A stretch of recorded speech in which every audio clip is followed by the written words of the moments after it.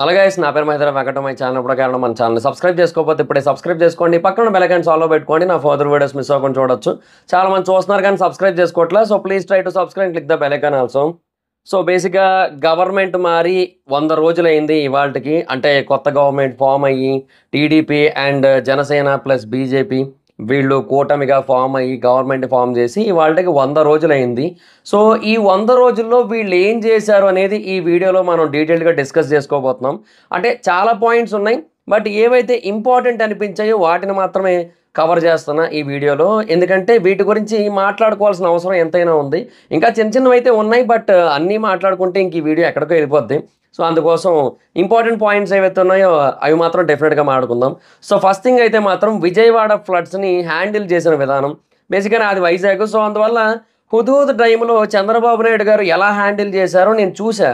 So బేసిక్గా తుఫాన్ వచ్చిన తర్వాత నుంచి ఆయన ఇక్కడే ఉండడం, మొబైల్ సెల్ టవర్లు ఏర్పాటు చేయడం, అండ్ ఇక్కడే ఉంది మొత్తం అంతా దగ్గరుండి చూసుకోవడం, 3 రోజుల్లోనే మొత్తం అంతా కూడా నార్మల్ స్టేజ్కి వచ్చేలా చేయడం, అండ్ ఇంటర్నెట్ కానీ టీవీలు కానీ సిగ్నల్స్ కానీ మొత్తం అన్నీ కూడా అసలు చాలా ఫాస్ట్గా వచ్చేసాయి. అసలు అంత ఫాస్ట్గా చేయడం ఇంకెవరి వల్ల కాదన్నట్టుగా చేశారు ఆయన. సో ఇప్పుడు విజయవాడ ఫ్లడ్స్ని కూడా అంతే ఫాస్ట్గా హ్యాండిల్ చేశారు. అసలు రాత్రి 12 వరకు కూడా తిరుగుతూ, 2ంటికి ఇక్కడ తిరుగుతూ, అதாவது ఆయన రామానాయుడు గారు కూడా అక్కడే తిరుగుతూ మొత్తం అన్ని దగ్గరుండి చూసుకుంటూ అసలు నెక్స్ట్ లెవెల్లో చేశారని చెప్పొచ్చు. అసలు విజయవాడ ఫ్లడ్స్ని హ్యాండిల్ చేసిన విధానం అయితే మాత్రం టూ గుడ్. ఆ బుడమేరు గంటలని పూడ్చిన విధానం మొత్తం అంతా చాలా ఫాస్ట్గా అసలు జరిగింది. సో ఇంకా విజయవాడను అసలు నిజానికి ఈ టైంలో నెక్స్ట్ లెవెల్లో సేవ్ చేశారని చెప్పొచ్చు. సో డెఫినెట్గా ఫ్లడ్స్ మేనేజ్మెంట్ అయితే మాత్రం చాలా అంటే చాలా బాగుంది. గవర్నమెంట్ దగ్గరుండి అందరినీ కూడా పని చేయించి చాలా ఫాస్ట్గా రికవర్ అయ్యేటట్టు చేసింది మొత్తం అందరితో కూడా. సో అదైతే మాత్రం నాకు ఫస్ట్ థింగ్ అని చెప్పొచ్చు వాళ్ళు చేసిన బెస్ట్ వాటిల్లో. తర్వాత సెకండ్ థింగ్ ఏంటంటే అన్నా క్యాంటీన్స్ ఓపెన్ చేయడం. బేసిక్గా ప్రీవియస్ గవర్నమెంట్ వాటిని క్లోజ్ చేసింది. సో వీళ్ళు అన్నా క్యాంటీన్స్ అయితే మళ్ళీ ఓపెన్ చేశారు. ప్రస్తుతానికి ఒక 100కి పైగా ఓపెన్ చేశారు, అండ్ ఫర్దర్గా ఇంకా ఓపెన్ చేస్తామని కూడా ఆల్రెడీ క్లారిటీ ఇచ్చారు. సో ఈ అన్నా క్యాంటీన్స్ ప్రస్తుతానికి చాలామందికి హెల్ప్ అవుతాయి. ఎందుకంటే 5 రూపీస్కి చాలా మంచి ఫుడ్ అయితే పెడుతున్నారు. సో ఆల్రెడీ చాలామంది ఫుడ్ బ్లాగర్స్ రివ్యూస్ కూడా చేశారు, అవి కూడా చూసాను నేను. సో డెఫినెట్గా ఫుడ్ కూడా బాగుంది. సో 5 రూపీస్కి అలా ఇవ్వడం అనేది నిజంగా చాలా పెద్ద విషయం అని చెప్పొచ్చు. సో అలాగే అన్నా క్యాంటీన్స్తో చాలామందికి హెల్ప్ అయితే చేస్తారు. సో అది కూడా బెస్ట్ థింగ్ అని చెప్పొచ్చు. తర్వాత మూడోది ల్యాండ్ టైటిలింగ్ యాక్ట్ని క్యాన్సిల్ చేశారు. అంటే పదవిలోకి వచ్చిన తర్వాత చేసిన 5 సంతకాల్లో అదొకటి. బేసిక్గా ఈ ల్యాండ్ టైటిలింగ్ యాక్ట్ ఈ లాస్ట్ టైం ఎలక్షన్స్ని, ఇప్పుడు ఏవైతే జరిగే ఎలక్షన్స్ వాటిని చాలా వరకు ఇంపాక్ట్ చేసింది అనడంలో అసలు ఎలాంటి సందేహం లేదు. నిజంగా చాలామందికి ఆ యాక్ట్ అనేది అస్సలు నచ్చలేదు. చాలా అంటే చాలా కోపంగా ఉన్నారు ఆ యాక్ట్ వల్ల చాలామంది. సో డెఫినెట్గా ఆ యాక్ట్ని ఎవరూ లైక్ చేయట్లేదు, అండ్ డెఫినెట్గా అధికారంలోకి వచ్చిన వెంటనే ఆ యాక్ట్ని అయితే క్యాన్సిల్ చేశారు. సో నిజంగా one of the best decision అని చెప్పొచ్చు.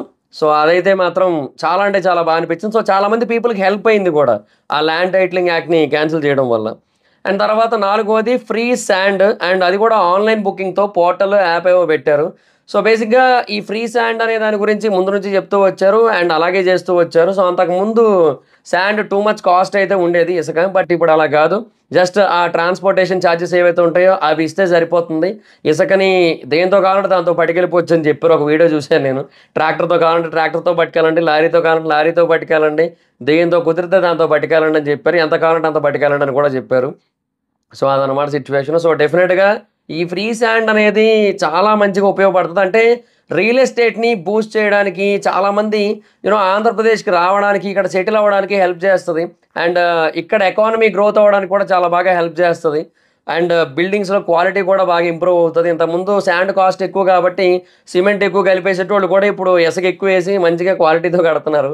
సో అది కూడా ఒక బెస్ట్ థింగ్ అని చెప్పొచ్చు. తర్వాత పెన్షన్స్ని ఇంక్రీజ్ చేశారు. వచ్చిన వెంటనే 1000 రూపీస్ అయితే పెంచారు, అండ్ అంతకుముందు బ్యాలెన్స్ ఏదైతే 3000 ఉందో దాన్ని కూడా కలిపి ఇనీషియల్గా ఫస్ట్ మంత్లో 7000 ఇచ్చారు, అండ్ తర్వాత నుంచి 4000 అయితే కంటిన్యూ చేస్తూ వచ్చారు. సో అది చాలామందికి చాలా బాగా హెల్ప్ అవుతుంది. చాలామంది పెన్షన్స్ మీద డిపెండ్ అయ్యి ఉన్నోళ్ళు ఉన్నారు. సో వాళ్ళందరికీ కూడా ఇది బాగా హెల్ప్ అవుతుంది.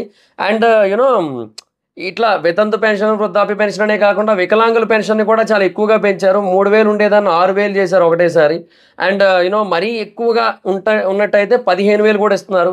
సో అది కూడా ఉంది. సో చాలా బాగా పెంచారని చెప్పొచ్చు. ఇదైతే మాత్రం టూ గుడ్ ఈ విషయంలో అయితే మాత్రం. తర్వాత ఇంకొకటి క్యాపిటల్ కన్ఫర్మ్ చేశారు. బేసిక్గా ఆంధ్రప్రదేశ్ని ఎవరైనా ట్రోల్ చేసేవాళ్ళు అంటే అప్పుడు క్యాపిటల్ లేదు అని, ఏ క్యాపిటలో తెలియదని చెప్పి. సో వచ్చిన తర్వాత క్యాపిటల్ ఏంటో కన్ఫర్మ్ చేశారు. సో మనం ధైర్యంగా చెప్పుకోగలుగుతున్నాం ఇప్పుడు మన రాజధాని ఏంటంటే అమరావతి అని. సో క్యాపిటల్ కన్ఫర్మ్ అయింది అండ్ సెంట్రల్ గవర్నమెంట్ నుంచి దానికి ఫండ్స్ కూడా వచ్చాయి అండ్ వాటిని ఉపయోగించి కన్స్ట్రక్షన్ అయితే స్టార్ట్ అవుతుంది. సో బేసిక్గా డిసెంబర్ నుంచి ఏమంటారు రాజధాని కన్స్ట్రక్షన్ అయితే స్టార్ట్ అవుతుంది అన్నట్టుగా న్యూస్ అయితే చదివాను నేను. సో ఇంకా నాకు తెలిసి ఈసారి ఇంకా ఫాస్ట్గా చేస్తారు, ఎందుకంటే లాస్ట్ టైం ఏమీ అవ్వలేదు అనే క్వశ్చన్ అయితే వచ్చింది కదా. సో ఈసారి అలా కాకుండా చాలా ఫాస్ట్గా క్యాపిటల్ కన్స్ట్రక్షన్ అయితే చేస్తారనిపిస్తోంది. అండ్ డెఫినెట్గా మిగతా ఫండ్స్ని కూడా చాలా బాగా యూటిలైజ్ చేసుకుంటారు అండ్ సెంటర్ కూడా తర్వాత చాలా బాగా సపోర్ట్ చేస్తుందనే ఫీలింగ్ వచ్చింది. ఎందుకంటే ఇక్కడ ఎలా ఉందంటే చాలా సపోర్టివ్గా ఉంది ఇప్పుడు ప్రస్తుతం ఎకో సిస్టమ్. అంటే ఒక పక్కేమో చంద్రబాబు నాయుడు గారు, ఇంకో పక్కేమో సెంటర్లో మోడీ గారు, అండ్ మోడీ గారు కూడా నెక్స్ట్ లెవెల్లో సపోర్ట్ చేస్తున్నారు ఇప్పుడు మనకి. అండ్ మరొక పక్కేమో పవన్ కళ్యాణ్ గారు. ఇంకా ఈ ముగ్గురు కలిసి ఇంకా అసలు next level planning, next level vision, next level thought process వీటన్నిటితో చేస్తూ వస్తున్నారు. సో చాలా బాగా అనిపించింది ఓవరాల్గా. సో అంటే ఇప్పుడు సిస్టమ్ మనకి చాలా బాగా సహకరిస్తోంది, మనకి అనుకూలమైన పరిస్థితులు ఉన్నాయన్నమాట. ఇంతకుముందు కొంచెం ప్రతికూలమైన పరిస్థితులు ఉండేవి, బట్ ఇప్పుడు చాలా అనుకూలంగా ఉంది మనకి సిచ్యువేషను. సో ఈ 1 సంవత్సరం ఇంత ఇచ్చింది, సో నెక్స్ట్ టైం ఇంకా ఇస్తుంది, ఇంకా ఇస్తూనే ఉంటుంది. సో సెంటర్ నుంచి మనకి చాలా బాగా సపోర్ట్ అయితే ఉంటుంది. సో అందులో నో డౌట్ అని చెప్పొచ్చు, క్యాపిటల్ పరంగా కానీ వేరే విషయాల్లో కానీ. తర్వాత వైజాగ్ రైల్వే జోన్ అయితే కన్ఫర్మ్ చేశారు, సెంట్రల్ గవర్నమెంట్ అప్రూవ్ చేసింది. అండ్ దానికి ముడసర్లో దగ్గర 52 ఎకరాల ల్యాండ్ అయితే ఇచ్చారంట. ముడసర్లో అంటే అది రిజర్వాయర్ ఏదో ఉంటుంది అటు సైడ్ అనుకుంటా కదా, ముడసర్లో రిజర్వాయర్ ఉంటుంది. సో అక్కడ ఇచ్చారు 52 ఎకరాలు, సో అన్ని రకాల అనుమతులతో. సో రైల్వే జోన్ కూడా ఈసారి కంప్లీట్గా కన్స్ట్రక్షన్ అయిపోయి స్టార్ట్ అయిపోయే అవకాశాలు ఉన్నాయి. ఈ గ్యాప్లో వైజాగ్ రైల్వే స్టేషన్లో ప్లాట్ఫామ్ నెంబర్ 8 సైడ్ ఇంకో 2 ట్రాకులు కడతామని చెప్పారు, 9, 10. ఆ ఎక్స్పాన్షన్ వర్క్లు ఎందుకో మధ్యలో ఆపేశారు, అవి కూడా కంటిన్యూ చేసి అవి కూడా పూర్తి చేస్తే బాగుంటుంది. మరి ఇంకా ఏమో మరి చూద్దాం, ఇప్పుడు చేస్తారని అనిపిస్తుంది నాకైతే. ఇంకా తర్వాత మత్స్యకారులకు సంబంధించిన GO 217ని క్యాన్సిల్ చేశారు. సో అది చేయడం వల్ల చాలామందికి హెల్ప్ అయింది, లేదంటే వాళ్ళకి చాలా ప్రాబ్లమ్స్ అయ్యేది ఒకవేళ ఆ జీవో కనుక ఉన్నట్టయితే. సో అది క్యాన్సిల్ చేయడం వల్ల వాళ్ళకి అది చాలా మంచి అడ్వాంటేజ్ అని చెప్పొచ్చు. అది మెయిన్ థింగ్, నాకు పర్సనల్గా ఇష్టమైన విషయం ఇది ఏంటంటే టెంపుల్స్లో కేవలం హిందువులు మాత్రమే ఉండేలా చేయడం. సో అది నాకు చాలా అంటే చాలా బాగా ఇష్టమైన విషయం అని చెప్పొచ్చు. అంటే గవర్నమెంట్ అండర్లోంచి తీసేయాలి అది ఇది అని అంటారు, కానీ లేదు, గవర్నమెంట్ హ్యాండిల్ చేయకపోతే సిచ్యువేషన్ కొంచెం వర్స్ట్ తయారవుతుంది. అంటే ఎవరు పడితే వాళ్ళు ఎట్లా పడితే అట్లా దోచేసుకోవడం ఇట్లా అన్నీ జరుగుతాయి, గవర్నమెంట్ హ్యాండిల్ చేయడమే మంచిది. కాకపోతే ఇలా చేయాలి. సో అది ఈ డెసిషన్ అయితే మాత్రం నాకు చాలా హ్యాపీనెస్ అయితే ఇచ్చిందని చెప్పొచ్చు పర్సనల్గా. తర్వాత ఇప్పుడు తిరుమల లడ్డూది అదేదైతే జరిగిందో దాన్ని ఎక్స్పోజ్ చేశారు కదా. సో ఆల్రెడీ చూసాం మనం, దాంట్లో గీలో యానిమల్ ఫ్యాట్స్ వాడారని చెప్పి. సో అది మనం తెలుసుకున్నాం. సో దాన్ని బయట పెట్టడం కూడా చాలా పెద్ద విషయం అండ్ ఇక మీద అలాంటి తప్పులు జరగకుండా చూసుకుంటున్నారు. సో డెఫినెట్గా ఈ విషయంలో కూడా హ్యాపీ అని చెప్పొచ్చు. తర్వాత ఇంకొకటి, ఆ ఋషికొండ ప్యాలెస్ క్వశ్చన్ మార్క్ని అయితే మాత్రం ఆ మిస్టరీని సాల్వ్ చేశారు, ఆ క్వశ్చన్ మార్క్ ఆన్సర్ ఇచ్చారు. నాకు అది చాలా హ్యాపీ అసలు నిజంగా. అంటే పేరుకు వైజాగే, కానీ అక్కడికి వెళ్ళడానికి లేదు, అది ఏంటో అర్థం కాదు, న్యూస్లో క్లారిటీ రాదు. ఒకసారి ఏమో టూరిజం అంటారు, ఒకసారి ఏమో సీఎం క్యాంప్ ఆఫీస్ అంటారు, అసలు ఏందో ఏం అర్థం కాలే. ఇన్నేళ్ల పాటు ఎవరిని వెళ్ళనివ్వలేదు, ఏమీ చేయనీయలేదు, మొత్తం చాలా సీక్రెసీ మెయింటైన్ చేస్తూ వచ్చారు. ఈవెన్ దాన్ని ఓపెన్ చేసిన తర్వాత కూడా దాని గురించి క్లారిటీ చెప్పలే. జగన్ గారు డిసైడ్ చేస్తారు, దాన్ని బట్టి వాడతామన్నట్టే చెప్పారు. సో అది ఏందో అదొక మిస్టరీలా ఉండిపోయింది. ఆ మిస్టరీని సాల్వ్ చేశారయ్యా, అది చాలా హ్యాపీ అసలు నిజంగా. నిజంగా నాకైతే ఆ మిస్టరీని సాల్వ్ చేసినందుకు చాలా హ్యాపీగా ఉంది నాకైతే మాత్రం. ఇంకా తర్వాత మెగా డిఎస్సి అనౌన్స్మెంట్ అయితే ఇచ్చారు. సో చాలామంది నిరుద్యోగ యువతకు అయితే మాత్రం ఉద్యోగాలు అయితే రాబోతున్నాయి. సో అదొక బెస్ట్ థింగ్ అని చెప్పొచ్చు. సో బేసిక్గా మెగా డిఎస్సి అనేది ఎప్పటి నుంచో అందరూ వెయిట్ చేస్తున్నది.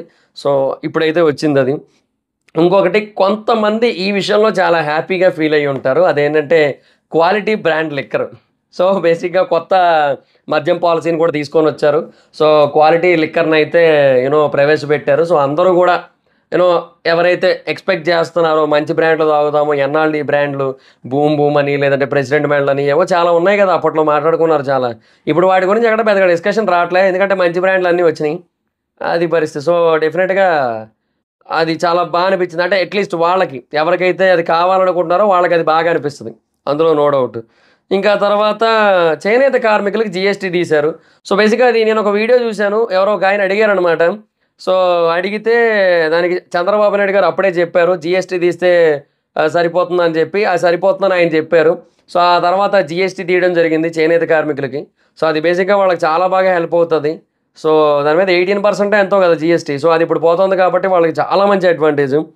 ఆ తర్వాత ఈ హెచ్‌సీఎల్, ఫాక్స్‌కాన్, టాటా లాంటి కంపెనీస్‌ని తేవడానికైతే చాలా మటుకు కృషి చేస్తున్నారు. ఫాక్స్‌కాన్‌తో మీటింగ్స్ అయ్యాయి. హెచ్‌సీఎల్ కూడా ఒక చాలా పెద్ద స్థాయిలో ఎక్స్పాండ్ చేసి ఒక 15,000 ఉద్యోగాల్ని క్రియేట్ చేయడానికి యాక్సెప్ట్ చేసిందని న్యూస్ వచ్చింది. అండ్ టాటా కూడా వేరు వేరు సెక్టార్స్‌లో ఇన్వెస్ట్ చేయడానికి చూస్తోంది. సో డెఫినెట్‌గా కంపెనీస్ చాలా వరకు వచ్చే అవకాశాలు అయితే చాలా ఎక్కువగా కనబడుతున్నాయి. సో అందులో నో డౌట్ అని చెప్పొచ్చు. And central government Amaravati ring రోడ్డుకి అప్రూవల్ అయితే ఇచ్చింది. సో అది సుమారుగా 60,000 కోట్ల ప్రాజెక్ట్ అది. సో చాలా పెద్దదది. ఒకవేళ ఆ రింగ్ రోడ్ కనుక త్వరగా పూర్తయినట్టయితే మాత్రం, అంటే అఫ్కోర్స్ నితిన్ గడ్కరీ గారు రోడ్ మినిస్టర్ అయినా, సో ఆయన ఎంత ఫాస్ట్గా చేస్తారో మనకు తెలిసిందే కదా. సో నెక్స్ట్ లెవెల్ వరకు ఉంటుంది, చాలా స్పీడ్ ఉంటుంది. సో డెఫినెట్గా ఆయన ఈ 5 ఏళ్లలోనే చేస్తారని ఎక్స్పెక్ట్ చేద్దాం. సో ఆ అమరావతి రింగ్ రోడ్ అయితే అప్రూవ్ అయింది. అండ్ దాన్ని సెంట్రల్ గవర్నమెంటే కట్టించబోతుంది. సో డెఫినెట్గా చాలా పెద్ద ప్రాజెక్ట్ అదైతే మాత్రం, నిజంగా టూ గుడ్ ప్రాజెక్ట్. అది ఒకవేళ పూర్తయితే ఈ గ్యాప్లో అమరావతి క్యాపిటల్ కన్స్ట్రక్షన్ కూడా పూర్తవుతున్నట్టయితే మాత్రం అది ఇంకా నెక్స్ట్ లెవెల్ క్యాపిటల్గా మారిపోయే అవకాశాలు చాలా స్పష్టంగా ఉన్నాయి. ఎందుకంటే అది చాలా పెద్ద రీజన్ అబ్బా. విజయవాడ, గుంటూరు, తెనాలి, మంగళగిరి, అమరావతి ఇవన్నీ కలుస్తాయి అక్కడ. అది కాకుండా దానికి దగ్గరలో కూడా చాలా సిటీస్ ఉన్నాయి, వాటికి కూడా చాలా హెల్ప్ అవుతుంది. అండ్ ఇంకొకటి, ఇటు శ్రీకాకుళం చూసుకున్నా అటు అనంతపురం చూసుకున్నా మధ్యలో ఉంటుంది క్యాపిటల్ అనేది. సో అది కూడా బెస్ట్ థింగ్ అసలు. అమరావతి పర్ఫెక్ట్ అబ్బా ఈ విషయంలో మాత్రం. సో అది మరి సిచ్యువేషన్. తర్వాత పోలవరానికి 12,000 కోట్లు హెల్ప్ చేశారు. అండ్ మార్చి 2027 కల్లా కంప్లీట్గా ఫినిష్ అయిపోద్దని క్లారిటీ ఇచ్చారు. పోలవరం కనుక ఫినిష్ అయినట్టయితే చాలా ఎకరాలకి పంటకి నీరైతే అందుతుంది. అండ్ విశాఖపట్నానికి కూడా తాగునీరు వస్తుంది. అండ్ ఇండస్ట్రియల్ పర్పస్కి కూడా వాడచ్చు. అన్ని రకాలుగాను హెల్ప్ అయ్యే ప్రాజెక్ట్ అది. సో బేసిక్గా అది లాస్ట్ టైం పూర్తి చేస్తాం అన్నారు కానీ అక్కడ అవ్వలేదు. సో బట్ ఇప్పుడైతే అయ్యింది. అంటే ప్రీవియస్ గవర్నమెంట్ దాన్ని చేస్తామని చెప్పారు, బట్ చేయలేకపోయారు. బట్ ఇప్పుడైతే మాత్రం ఒక డెడ్ లైన్ పెట్టుకొని అది కూడా ఒక పర్ఫెక్ట్ ప్లానింగ్తో వెళ్తున్నారు. సో సెంట్రల్ గవర్నమెంట్ నుంచి కూడా బాగా సపోర్ట్ ఉంది కాబట్టి డెఫినెట్గా చాలా ఫాస్ట్గా ఇది ముందుకెళ్ళిపోయే అవకాశం అయితే స్పష్టంగా కనబడుతుంది. సో 2027 నాటికి ఇది ఫినిష్ అయిపోవచ్చు అనే ఫీలింగ్ అయితే వస్తుంది. తర్వాత ఇంకొక పాయింట్ ఉంది. ఇది బేసిక్గా ఎందుకో పర్సనల్గా, అంటే ఇది ఒక ఫీల్ గుడ్ సిచ్యువేషన్ అనే ఫీలింగ్ వచ్చింది నాకు ఇది చూసినప్పుడు. ఏంటంటే కొన్ని పథకాలు ఉన్నాయి, ప్రీవియస్ పథకాలు ఉన్నాయి, వాటికి కొంతమంది పెద్ద పెద్ద వాళ్ళ పేర్లు పెట్టారు. లైక్ ఇప్పుడు జగనన్న విద్యా కానుకేమో సర్వేపల్లి రాధాకృష్ణన్ విద్యార్థి మిత్ర అని పెట్టారు. తర్వాత జగనన్న గోరుముద్దకేమో డొక్కా సీతమ్మ మధ్యాహ్న బడి పథకం అని పెట్టారు. తర్వాత జగనన్న ఆణిముత్యాలకేమో అబ్దుల్ కలాం ప్రతిభా పురస్కారం అని పెట్టారు. సో ఇలాంటి గొప్ప గొప్ప వాళ్ళ పేర్లు పెట్టడం, ఎస్పెషల్లీ డొక్కా సీతమ్మ గారిని గుర్తు చేసుకోవడం అనేది నిజంగా అసలు చాలా గొప్ప విషయం అనిపించింది నాకైతే మాత్రం. అండ్ డెఫినెట్గా నాకైతే మాత్రం చాలా అంటే చాలా బాగా అనిపించింది. సో ఇలాగా ఎన్నో ఉన్నాయి. ఇంకా ఎంఎస్ఎంఈలకి ఇచ్చిన రుణాల గురించి కానీ, లేదంటే రైతులకు ఇచ్చిన రుణాలు, కౌలు రైతులకి పెంచిన అమౌంట్లు, ఇంకా డ్వాక్రా మహిళలకి ఇచ్చిన బెనిఫిట్స్ చాలా ఉన్నాయి చెప్పడానికి. బట్ ఇవైతే నాకు మేజర్ థింగ్స్గా అనిపించాయి నాకు. సో అందుకే వీటి గురించి అయితే కవర్ చేశా. సో అది ఈ 100 రోజుల పాలనలో డెఫినెట్గా 100 రోజుల్లో చాలానే చేశారు అనే కైండ్ ఆఫ్ ఫీలింగ్ అయితే కలిగింది. సో అదైతే మాత్రం క్లియర్గా చెప్పొచ్చు. సో వీటిల్లో మీకు ఏది ది బెస్ట్ థింగ్ అనిపించింది ఈ 100 రోజుల్లో? చంద్రబాబు నాయుడు గారు, పవన్ కళ్యాణ్ గారు అండ్ బీజేపీ, అంటే నరేంద్ర మోడీ గారు, ఈ కూటమి గవర్నమెంట్ ఈ 100 రోజుల్లో చేసిన ఈ థింగ్స్ ఏవైతే ఉన్నాయో వీటిలో మీకు ఏది బెస్ట్ థింగ్ అనిపించిందో కింద కామెంట్ సెక్షన్లో చెప్పండి. సో దాట్స్ ఇంకా దిస్ ద వీడియో కనుక మీకు నచ్చినట్టయితే లైక్ చేయండి, వీడియో షేర్ చేయండి.